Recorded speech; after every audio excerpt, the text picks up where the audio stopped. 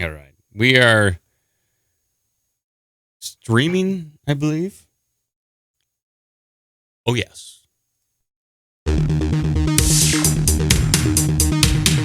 Yeah. You know, guys, you can just have an awful lot of fun with your clothes off. This is special. This is going great. I don't want to be unreasonable, but you know what happens to you when you get around women. Yeah. Hey, welcome back to another Night Talk Live. I'm your host, Midnight Mike, and my brother Clown Baby is driving with me. He's riding shotgun. Oh, yeah. On this nighttime voyage. Do it again. Yeah. There he is. Do it again. Well, I got a great idea. Take your shirt off. Yeah. It's a good idea. This is the first night talk in about 2 weeks. I've been busy and, friends, family, that kind of stuff. And I was contemplating not doing it today because I am a little under the weather. I had a migraine headache last night. Oh, boy. Not good. And it finally went away this afternoon. I was in tears last night because I was just so happy. And before fucking thing sucks. It did suck. My head fucking sucked. Before that, I believe I got E. coli on Thursday. Oh, my God. I think I got E. coli on Thursday from a little restaurant called, I'm not going to even mention, I don't want to disparage anybody. Wasn't it at Bob's Country Bunker? No, this is a chain restaurant that makes sub sandwiches. It's not. I wonder what it could be. Yeah. Remember, all PR is good PR. No, I don't know, man. I don't know if this is, but I think I got E. coli and then this horrible migraine last night. But I'm back again, and we're gonna do some UFO news tonight on Night Talk Live. So you didn't get E. coli from eating poop with Bogey? Not that I'm aware of. Okay. That could have been a separate issue. I hadn't even considered that. But it's possible. There's been a lot of UFO news as of late. Just some headlines here and there that are going on. And I'll read them down. I might have some clips for people. And just a whole bunch of fun. And so let's go ahead and get into some UFO headlines here. Come on, let's move over there. Oh boy. Let me do my laser transition again. There we go. Laser transition complete. For the first UFO headline I have here, it is Lear, Jet, and Airbus had strange encounter with mysterious craft, and this was over Arizona. And I believe Mom, when she was on vacation down in Arizona, she texted me about this. She's like, hey, apparently it was all the rage. Yeah. All the old folks are talking about the UFO sighting. Hey. They were. You check out the UFO. A series of strange events occurred high up in the flight levels above southern Arizona on February 24th, 2018, between roughly 3:30 p.m. and 4:15 local time. A Lear 36 belonging to Phoenix Air and American Airlines Flight 1095 and Airbus A321 had independent close encounters with the strange craft flying around 40,000 feet. The planes were flying east at about 37,000 feet between the Sonoran Desert National Monument and the New Mexico Desert? I guess so. Sonoran Desert National Monument and the New Mexico border when the incident took place. And there's actually FAA audio of this that I'll go ahead and play. And for whatever reason, as of late, the FAA has been more willing to share this data, or maybe more people are requesting it. and they're giving in. So I'll play this, and with air traffic control and pilots, it's hard to discern at times. It's very distorted, and there's like a lot of pilot jargon. But I'll fast forward it to where I believe it takes place right around the 2-minute, 20 mark. They start talking about the .4. the encounter. 25-4, American 571.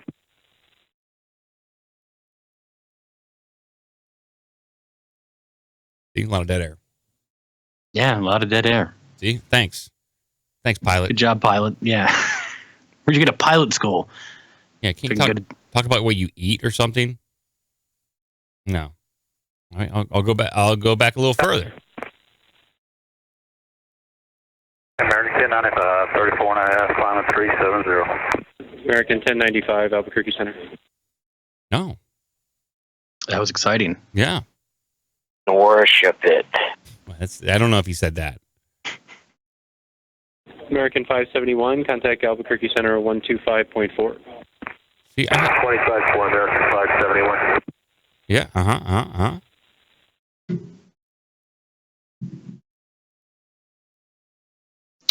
See, listen. This is what you get from the FAA.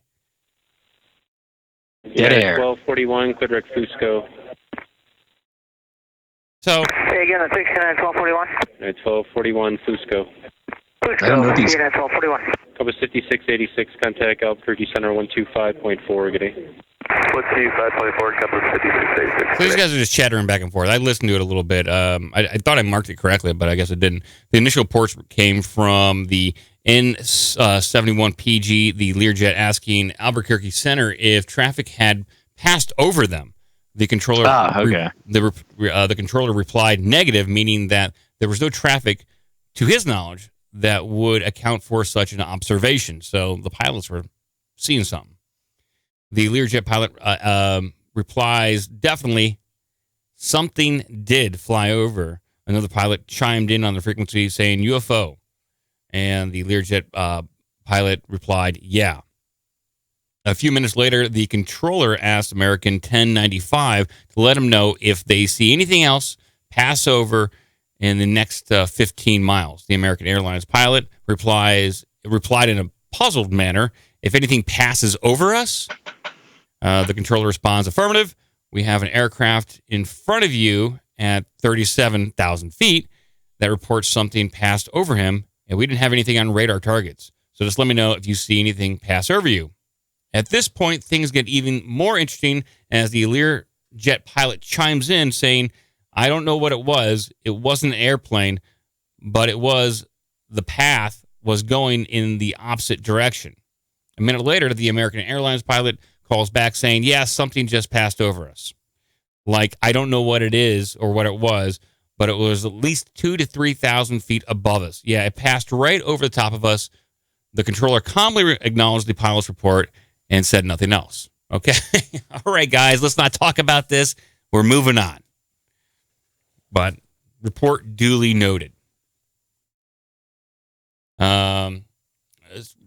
Shortly after the communication, a pilot asked on a frequency, was it a Google balloon?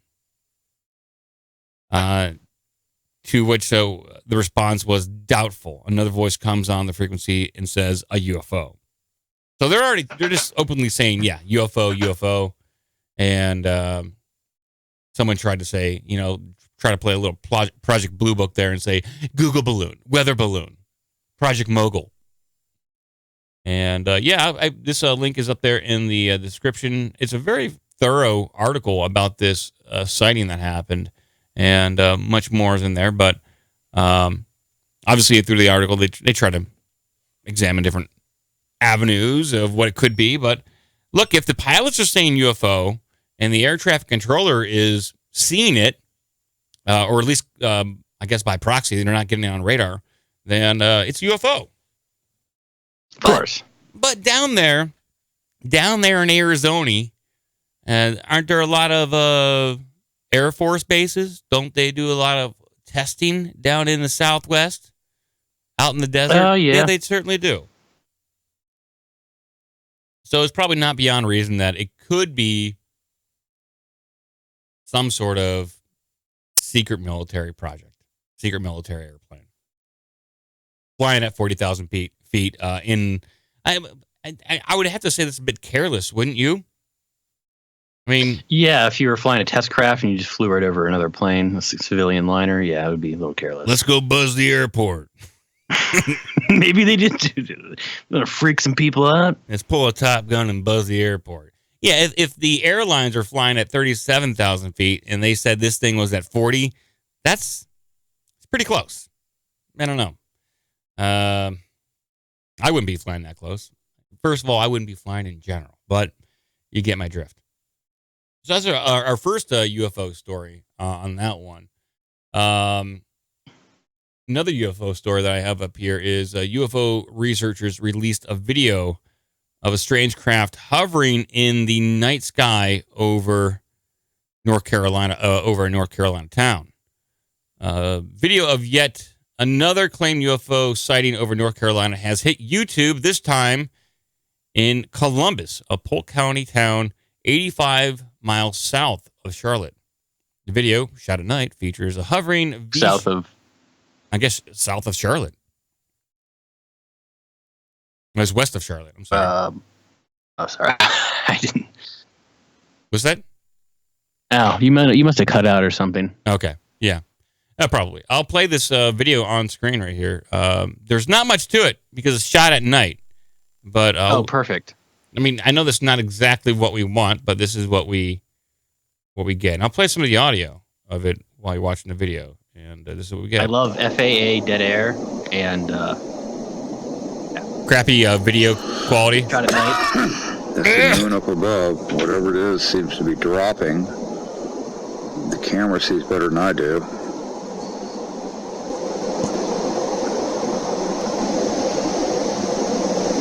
Yeah, I don't know exactly what we're looking at.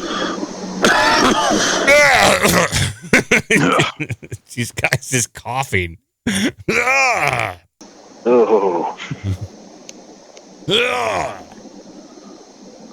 Zoom to about 50%, 60. All I see is what looks to be a triangular shaped aircraft. I mean, there's a total of 6 lights. There's 2 up front, and then 2 down either side. It looks like not like a perfectly right triangle, but it's obtuse in nature, I suppose, if I want to get geometrical about it. And but it's hard to discern what it is. I don't know if the UFO are the 2 dots in the middle, and then the peripheral lights are something else. I wish the guy would talk more and describe exactly what he's seeing as opposed to just coughing. Go down to 40. There's the moon.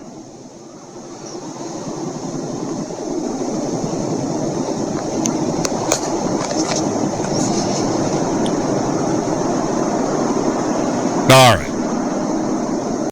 Nothing's happening here. They says, back to the article, it says, whatever it is, it seems to be dropping. Although I saw no dropping motion at all. He zoomed away, and you can see the moon. You would expect to see some sort of visible dropping of the lights, but I didn't see that because he was zooming in and out like some kind of maniac. He said, I'd like to know what those 6 lights are. So he did confirm those 6 lights are part of one craft, or those 6 lights are the UFO that he was filming. Okay, all 6 of them.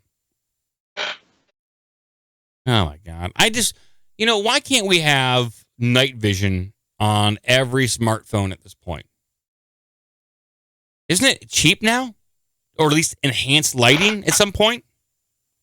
You'd think night vision would come down in price. Let me just check out night There's vision. a market demand. Some kind of infrared. Because I remember back in the late 90s, early 2000s, you had camcorders that had built-in infrared ability. And it caused quite a controversy because it was at such a frequency that it could see through clothing. And so if you're walking down the street, you could look at people's hoo-has and wing-wangs. And it created quite a stir on the news. And I actually, when I was in school for video, we had some of that stuff, and it was nice. It was good night vision, and it shot out like an infrared beam, and you could film in the dark. Looks like you can get some for like $100. So yeah, you could definitely get a night vision. Do they upgrade. have anything that's like that you can like clip on the front of your phone? Because that would be optimal. These are all like binoculars and shit. Okay, well, I'm trying here. That's a product right there, like night vision for your phone. We should be able to do that. I don't know why we can't. I'm kind of disturbed that that we're not there yet. Yes, I am so very disturbed. Okay. I just put the phone lines open. If you guys want to give a call back in, 614-388-9109. I have a couple more UFO stories that we are going to get to. Let's see. What is the next one I have here? Oh, yes. Town wants UFO memorial moved. Witnesses object to this, okay? Or a witness objects. In Sheffield, Massachusetts, a memorial. Was that me or you? I think it was me. Okay. I had to close the tab. A memorial in a remote corner of Massachusetts that marks the 1969 UFO sighting has been ordered moved, but one man who experienced a close encounter is objecting. The 5,000-pound memorial in Sheffield was installed in 2015, but was moved about 30 feet a few weeks later when it was discovered it was on town land. Now, town administrator Rhonda LaBombard tells the Berkshire Eagle it has been moved again because it's on a town right-of-way easement. Boy, these town people really don't want to honor this UFO sighting. Not at all. Why don't you just leave it on town property? Like, whose property was it on? And then they ordered it moved. Where was it supposed to be? Caller, go ahead. Hey, guys. How's it going tonight? Hey, going pretty good. Pretty good. So, we got some fucking UFOs going on lately, huh? Yeah, quite a few. Some FAA reports, some dollars there over the FAA decided to release some video or at least some audio of it, and there's some UFO news going on, big time. Wow, I think all these guys are fucking crazy. It's all NASA just sending up space nut. It's got to be. You think it's what? It's NASA just sending up all that space nut. It could be. It could be a bunch of space jizz or space jizz. Oh, yeah, no. it could be. That's nothing but space nut. Space jizz. Yes, astronaut cum. It's all fun stuff. I would hope that NASA, if they were testing something, wouldn't fly at 40,000 feet, 3,000 feet over the heads of other aircraft on the same path as other airlines. That seems ridiculous and very hazardous. It's just a show of force at this point. Yes. Lower your prices. Stop charging us for luggage. We're sending up space nut. We got to show other countries what we're doing here. Show of force. It could be a show of force, but then in turn, maybe I'm just not clued in because I don't look at Russia news, but is Russia experiencing the same amount of UFO sightings, and does Russia's version of the FAA release this kind of stuff, or are they much more closed lip about it? I'm kind of curious about that. I know there's sightings in China, and it seems as though China's a little bit more open about it. Maybe I'll have to do that on next week's Night Talk. I don't know. If it's a show of force. I think I heard about something, Russia putting out all their UFO information or something like that. It was a while ago I heard it, but I can't really go any further on that. When the USSR fell, or supposedly fell, there was a great rush to get some of these documents, whatever UFO investigations they did. In some video was released from some MiG cockpits that looked pretty convincing, and they're around and they're on the internet. They're on YouTube right now if you want to check it out. But as of late, I don't know. I don't know if Putin's UFOs are out there as well, or out there as in the open as ours are. So I don't know. I'd like to see. Hopefully we have UFO battle soon. Yeah, I haven't heard anything from Russia, but, maybe that's it. They're sending their space nut over to us to show us that they're a step ahead. Well, that's just not nice of them. We got enough of our own jizz over here. Quality It American goes right jizz. along with the whole Syria thing. Made in America, It's buddy. right in there. Yeah. Oh, thank you. You got anything else? No, you guys have a good night. Thanks for taking my call. All right, bye. Okay, thank you for your call. Do you think Russia wants us to, or we want Russia to Worship my cum. Perhaps. It's possible. I know Donald probably does at this point. If these are super secret space program or super secret test vehicles, I don't know. It's time to show them at this point, don't you? Don't you want to show them at this point? We're gonna get into a little scuffle there in the Middle East and Syria, and don't you want to say, look, by the way, we have a fleet of UFOs that can destroy anything that you have up there. So fuck your supersonic missiles, fuck everything you got. We got great technology. We got great alien technology, and you're just not gonna survive this. No, I guess not. I guess that's what I would do if I was playing XCOM UFO Defense, but. Unfortunately, we're not. Unfortunately, no. So here's another little thing I have here. And this is nothing. I think this has already been debunked. UFO fans spot 900-foot spaceship the size of the Shard next to space station. And I looked at this. It looks like a reflection, but this thing moves with the camera. Anytime you see a UFO that moves with the camera, it's. I mean, I'll play it. I'm not going to play any audio, okay? But this is the UFO starts blinking lights near ISS. This comes from 4/14/2018, and you'll see it like blink on. I think on the right hand side, and it tracks with the camera. And it's like I appreciate people looking for this stuff, but anytime you have a UFO move with the camera, it's probably just a reflection in the lens. We see this quite often. It appears to be one of those top secret government ships, such as a craft that has the capability of flying from Earth to the moon in under a minute. It's not light speed, but it's fast. Who's saying this? I'm trying. Who's on record for saying that? It's the TR-3B UFO. They're saying it's the TR-3B, and you can see there's some blinking lights on right there. Okay. It just showed up. I have my cursor going around it. It's right there. And it is triangular in nature. I'll give it that. But it is pacing. It's going at the same pace as the space station. Like it's in complete equilibrium with its velocity. And then it disappeared. There you go.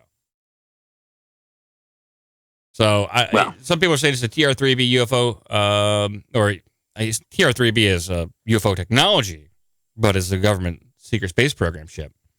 Others are a little bit more skeptical, saying that such sightings actually happen with surprising regularity, and NASA has repeatedly said they're just distortions in the lens, not alien craft parking next to the ISS. In this video, I'm inclined to go with NASA. There's other space video out there, other space station video out there that I would say is much more intriguing than this. But keep looking. Keep a looking. And I do have another story here. Mysterious booms across the U.S. sparked... Uh-oh, these again. Yeah, and there's actual audio of this. And actually, the report is done by none other than Secure Team 10. I have this. It's only about a minute. And I'm sure Tyler of Secure Team 10, who's got a YouTube channel, probably won't mind too much. But there's audio of the boom. And the boom, well, I'll play it for you, and you let me know what you think it sounds like. Because we've heard of this. We've heard these boom stories, for the past 5 years? Or more. You've been covering since, 2011, 12. Yeah. These booms happen all the fucking time. but I've never heard one until now. But I'll play this one from Secure Team 10 on the Daily Star UK. Here we go.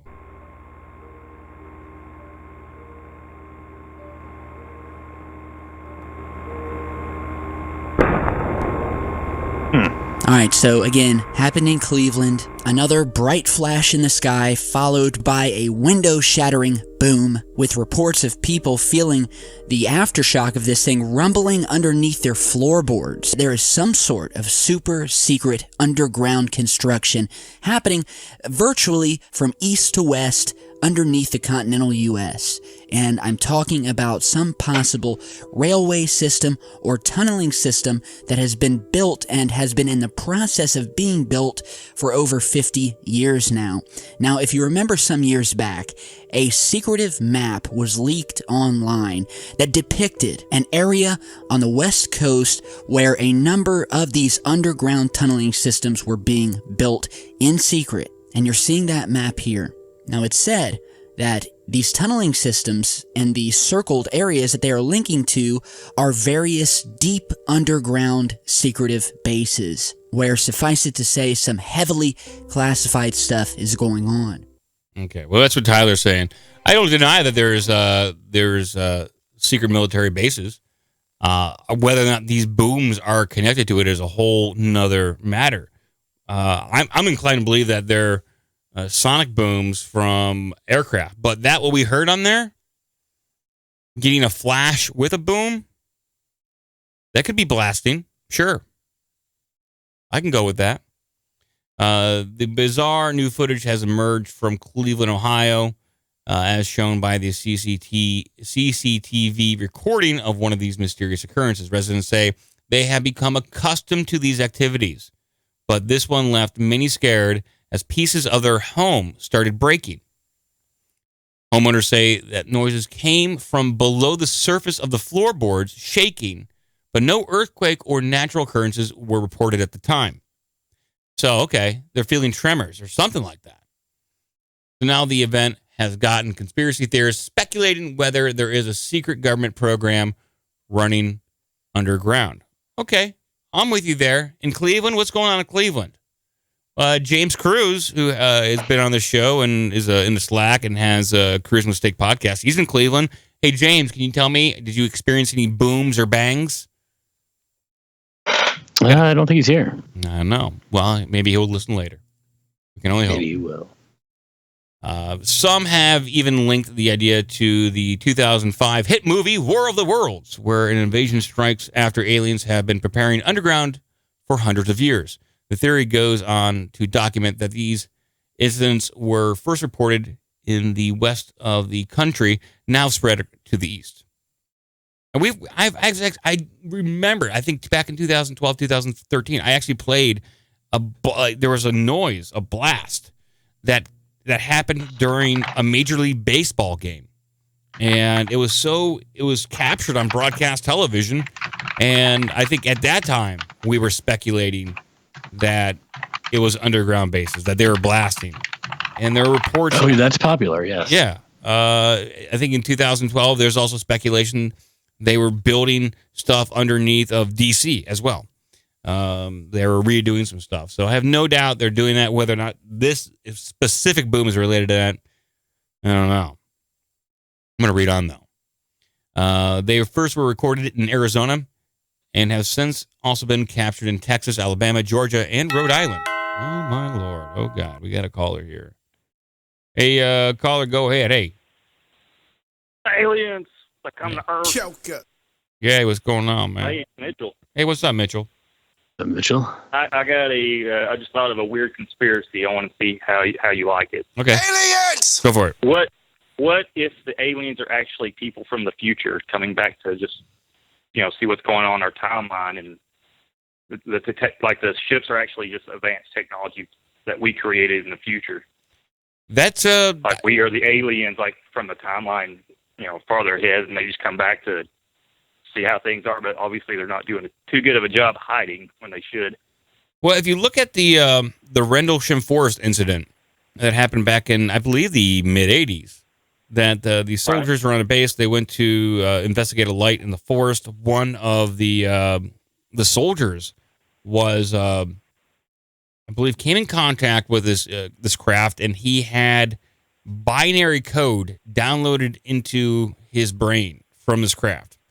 And you can go online, and someone he wrote it down through hypnotic regression, and it did state that that craft, according to what I read, it's from the year 6000.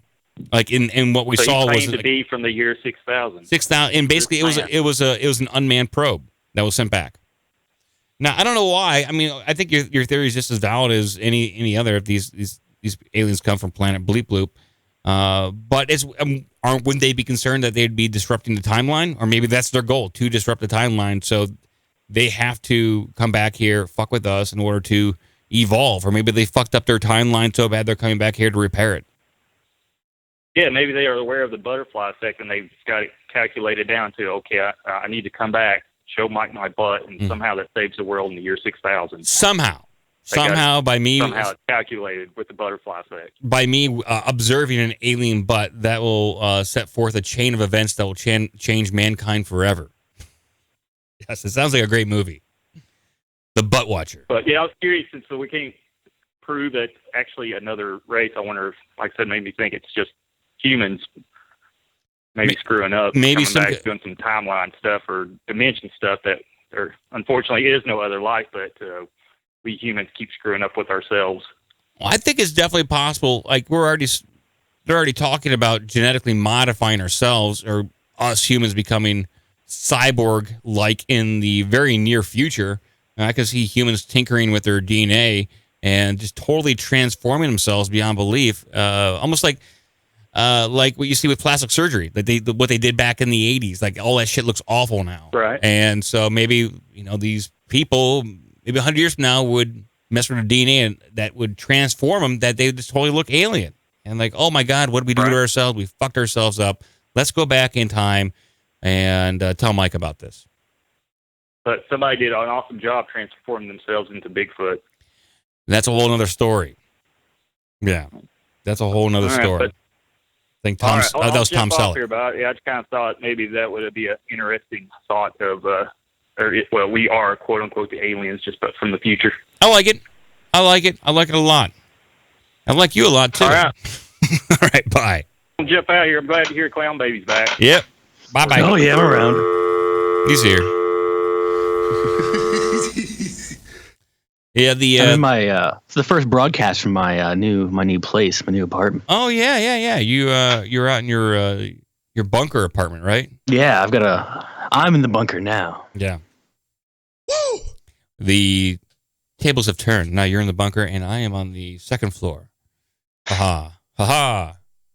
I do like the alien from the future theory, although I guess if I don't know, because if we only have one timeline, you'd imagine they wouldn't want to come back and fuck up their timeline. But if we live in multiple different universes and we in a multiverse, maybe they are from a future of a parallel universe, and so if they don't really care if they come back and fuck up our timeline because it's not affecting theirs. I guess that's the only way that would really work in a movie scenario in considering all the physics that we know right now. So I guess you could jump back in time and like Marty McFly did and go beat up your father. That's what he wanted to do. Yes. Marty McFly just detested his father. He wouldn't beat him up in high school and knocked up his mom. Yeah, that's what he wanted. He's a sick freak. He only cared about rock and roll and drinking beer. Marty McFly. All right, I got a few more things here. That's going to wrap up our UFO news, so to speak. But I do have a clip or two. Okay. And these are audio clips from the George Noory show, Beyond Belief. That's on Gaia TV that I've been watching. And he had Major Ed Danes on, a remote viewer. He helped run the CIA remote viewing program. And George Noory asked him about remote viewing and remote viewing the dark side of the moon. and he had this question for Ed Danes. The late Ingo Swann, in his book Penetration, remote viewed the far side of the moon. You need to stop. All right, stop. Okay, I know you're laughing at the word penetration. That's fine. Let's get through this clip. Okay, all right. All right. The late Ingo Swann, in his book Penetration, remote viewed the far side of the moon. He saw structures, very strange things. He was pretty accurate. What do you think of that? Don't have to think. We've looked at it ourselves, too. My favorite one, there's a lot of ancient structures on the moon. And these were mining operations by androids. I don't know, 500,000 years ago. And the androids are gone, the mining has stopped. But on the back of the moon, there's something that's working. We call it a layer cake. It's sitting in a crater exposed on the dark side of the moon. It's layer cake because it's got light and dark layers, and it's a rectilinear structure. Is it a machine? It's doing something, and we can't fathom what it's doing. It's operating. Who put it there? Don't know. So he said androids were part of a mining operation on the dark side of the moon. And right there up on screen, I actually brought up an image from the moon, and it appears to be some sort of skull or head. And it's curious. It could be just a rock. But you take a look at it, it's definitely the shape of a head. It almost looks like it's got two eyes, two eye sockets. It's got a bridge for a nose, and then almost like a gas mask-like feature where the mouth would be. So Ed Danes right there said there was an android mining operation on the moon, millions of years old, and there's some kind of device going on, doing something that they just don't know. There is a lot of moon footage out there. There's a whole channel dedicated to anomalies on the moon. Crow 777, who has a podcast. I don't think he uploads his moon footage to YouTube anymore. But him and a lot of other skywatchers have caught quite a few anomalies traversing the moon, going around the moon, and just leaving the moon. This is curious stuff. There's something going on with the moon, and there's plenty of video proof to at least give people pause. Like, oh, God, what the fuck's going on up there? Because a lot of the stuff, it would be way too big to be the space station. I mean, and the space station is not going to cast a shadow on the moon. No, that doesn't make sense. No. So you did have this other question for Ed Danes, and this is about remote viewing the alien agenda. Have you ever remote viewed an ET agenda? And if you have, what are they trying to do? Yes, the answer is yes. It's a long answer. I'll try to condense it. There's one agenda that I would call tactical.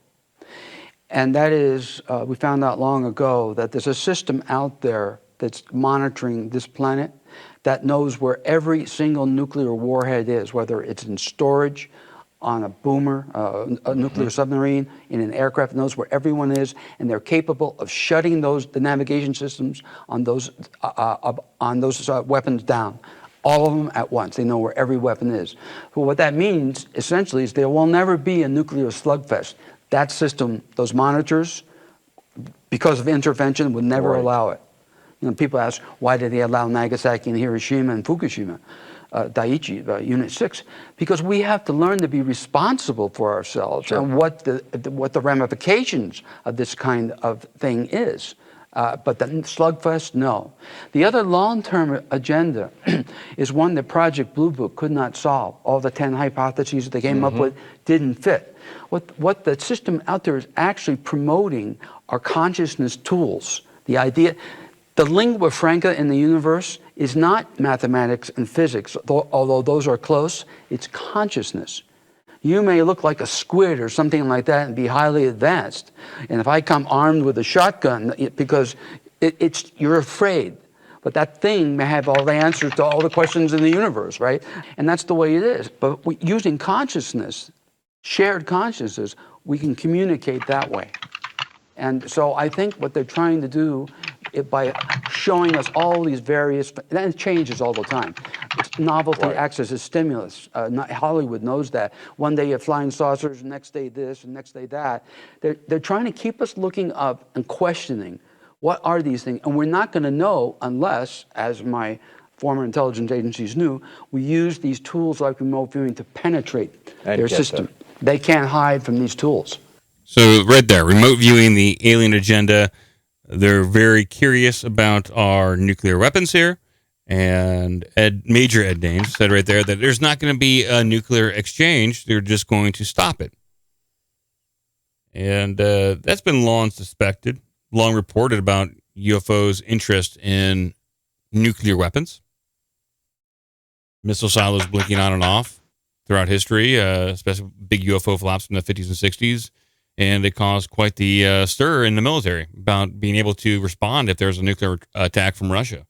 And so if that's part of the alien agenda, that they're just going to stop a nuclear attack. But they don't care about chemical weapons. They don't care about cruise missiles or anything like that. That's fine. They're concerned about nuclear weapons because that would destroy the entire planet. So why are they so interested in our planet? Are they interested in us, or do they just want our planet? Yeah, if they were going to destroy us, they probably would have already done it. You would imagine. Not unless long ago. Not unless they want to rule from the inside by implanting hybrid reptilian humanoids to rise to power through politics and implement draconian laws and governmental institutions for fun. Just for shits. Just for fun. We're going to get out of here soon. This is, like I said, a bit of a light show for me because still not feeling top notch. And I'll put the phone line back open, 614-388-9109. And take another call too. I like this alien stuff, and I got to say, Gaia TV has been quite a resource for me for finding new resources and audio clips for things ranging from Dulce, which I'm kind of reading about now, the Dulce base and the UFO encounters there. It's just incredible stories coming out of Dulce. Caller, go ahead. Oh, howdy. It's Booty Rooter from the Slack. Hey, what's up, Booty? Booty Rooter. How are you guys? I was calling in because I had an experience that I thought you might be interested in this weekend. I was at a beer tasting event that was like a 2.5 day long kind of thing. And they quite had a taste. Yeah, it's a long. What was that? He said it's a long taste. What's that? Oh, no. I mean, they did sessions, and I was at one of the sessions. Oh, okay. But they had a psychic there who was doing tarot card readings, and I don't really care much about them, but I know you kind of do. Yeah. But I thought I'd sign my wife up for it. So I signed her up, and we were sitting there, and it was like some kind of weird thing where it was only 3 cards, and she would do a reading based on that. And my wife, the lady had been doing it all 3 sessions or whatever for days, she'd had hundreds of people come by. And my wife got up there and she got, I'm trying to remember the cards. It was a necromancer, I'm trying to remember what else, the horseman and the seer. And the lady was like, I haven't had a single person pull the necromancer because it's like one of the scariest cards, I guess. Oh, my God. Powerful. Yeah. And she said that basically there was some kind of, the way that the cards were laid out, it was implying to the reader that there was a very strong connection to a person who had died, and that this was like ruling over my wife's life, which is 100% true, because my wife's mom passed away a few years back, and it's just something that she thinks about constantly, and it really is a big effect on her life. And so she was right on there. And then they talked about it a little bit more. I'm not gonna lie, I was pretty well drunk at this point, doing all the tasting as I was. And then we got to my reading, and it was like it could not have been any less meaningful. It had made no sense at all and had nothing to do with my life. But I just thought it was interesting, the contrast between the two. And I don't know if it's because, like I said, I don't really care about that kind of stuff, or I was coming into it not really giving it any energy. But anyway, I thought the spot on nature of my wife's reading was interesting. Well, how did your wife feel about that afterwards?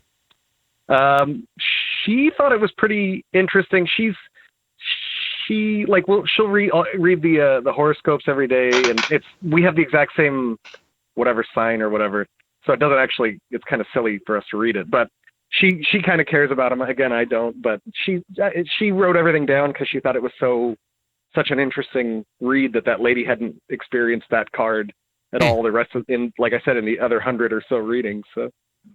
Well, cool. I'm glad you had the experience. Yeah, I mean, not a lot of people are open to do it. I don't know if that impacts the reading or not. I don't know. I'll have to ask a psychic about that. See if a closed mind is harder to read or not. That's one of the things I should have asked. Yeah. Like I said, the cards that she pulled for me actually seemed to contradict each other, if that even makes sense. Like, she had no idea even how to read them. So, I mean, drunk people are pretty contradictory at times. That's fine. Yeah, I'd give it that. Anyway, I just thought it'd be a fun story because I know you like psychics. So love it. Thank you for calling in. Appreciate it. Have a good one. Bye. Bye. I'm gonna start to play our outro music. We're getting out of here real soon. Okay. I'll pig fuck you. We're getting out of here, and be back next Monday. I'll have more energy. What is all this stuff? And probably, I don't know. I think next week I'm gonna have some stuff on Dogman and Bigfoot. Okay. See what I might be able to cook up. I might be able to cook me up some Bigfoot. And I'll have some audio clips about that. And I know that there's some Bigfoot news that we can touch on. And probably some bullshit video we can take a look at too. Excellent. We love bullshit video. Hey, John Boy. And so we'll be back next week. Dogman and Bigfoot. I think that's enough. I don't think we need to talk about Goatman. No, we covered that quite extensively in the past. Yeah. Well, we talked about Dogman and Bigfoot as well. All right. I think we're going to get out of here. Jeff, thank you, Clown Baby, for showing up. I just found this one. You're going to worship my ass, too? Well, I got a great idea. Take your shirt off. Yes. Could you can you give me an ascending version of can you handle that? I believe so. Can you handle that? You can handle that? You can handle that? Perfect. All right. Springfield. Oh, he doesn't do that. Oh, wait. Springfield. There we go. Nice. All right. Joe and I will be back on Wednesday for a show. And Clown Baby and I will be back on Monday. We might have a guest then. I think maybe James and Grim might join us from the Cruising with Steak podcast. We'll see what happens. All right. We'll talk to you guys next time. Bye. Gobblegoo.